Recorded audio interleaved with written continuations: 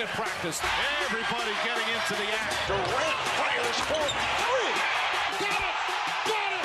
Here's Thompson for three. Big shot by Steph Curry.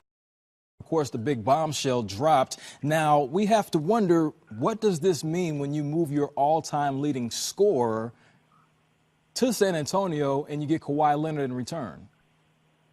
Well, you're getting arguably one of the top 5 talents in the NBA, but probably only for a year at the most.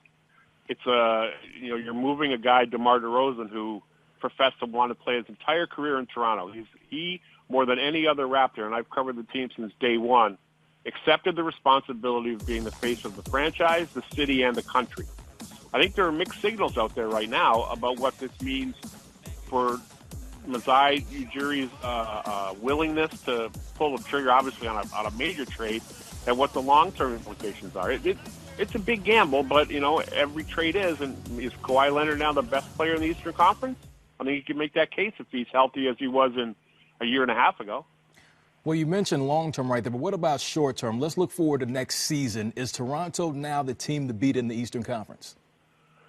If you could start Kyle Lowry, Danny Green, Kawhi Leonard, OG Anunoby, and Jonas Valanciunas and bring off the bench Fred VanVleet, Pascal Siakam, CJ Miles, DeLon Wright, and Serge Ibaka, you're pretty good. And in the Cleveland Free Eastern Conference, I think you're absolutely as good as Philadelphia and Boston and Indiana. So going back to long-term, you mentioned Masai Ujiri. So what are the chances that he could keep Kawhi Leonard here past this one season? I think they're probably remote. Everything that anybody's heard is that Kawhi has designs on going to live and play in Los Angeles.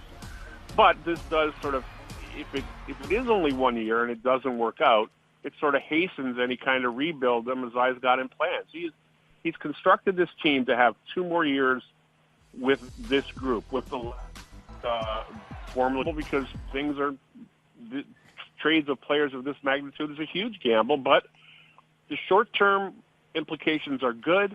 The long-term implications aren't all that much different, because if in 2 years the Raptors weren't good, they were going to blow it up anyway, and this sort of moves that up a bit of a year.